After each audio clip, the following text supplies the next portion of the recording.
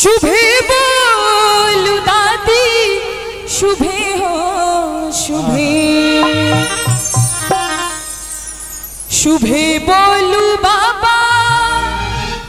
शुभे बोलू दादी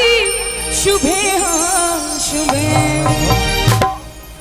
और कनी ताली बजा के दुल्हा दुल्हन के नाम पर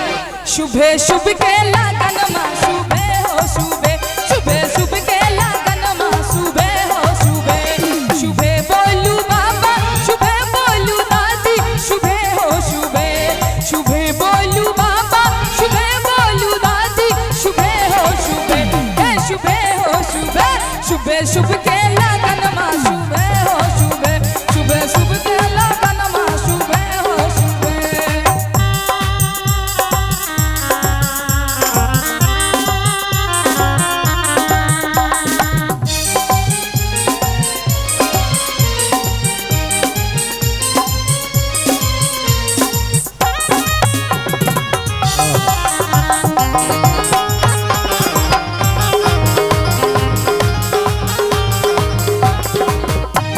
शुभे बोलू अम्मा शुभे बोलू दीदी शुभे हो शुभे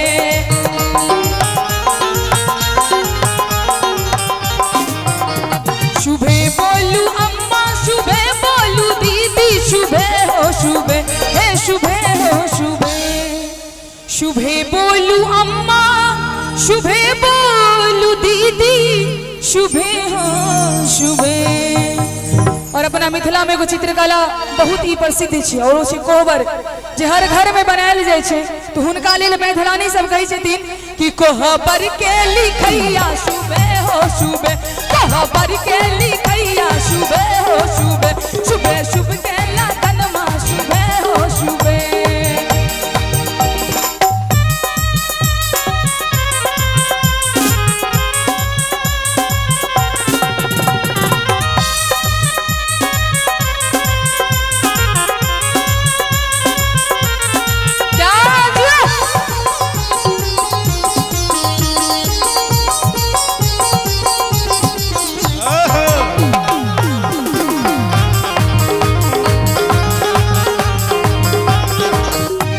शुभे बोलू चाची शुभे बोलू चाचा शुभे हो शुभे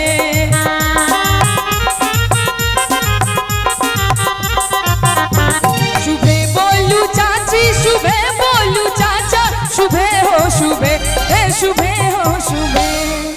शुभे बोलू चाची शुभे बोलू चाचा शुभे हो शुभे। आजू दशरथ आंगन मा शुभे हो शुभे आजू दशरथ आंगन मा शुभे हो शुभे शुभे शुभ के लगन मा शुभे हो शुभे।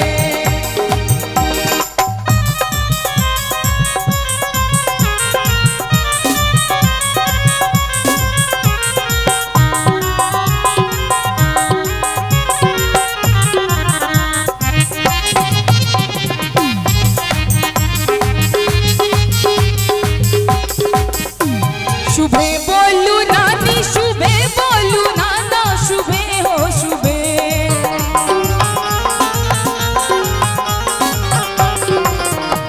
शुभे बोलू नानी शुभे बोलू नाना शुभे हो शुभे हे शुभे हो शुभे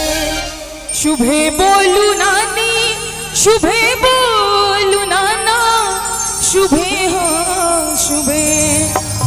और चाहब जी कने अंतिम दुल्हा दुल्हन के आशीर्वाद से ताली बजा के कनी सब गोटे कनी हाथ उठाकर विशेष ठंडा नहीं छे एखन आ ताली बजा के आज मंगल के दिन मा शुभे हो शुभे शुभे शुभ के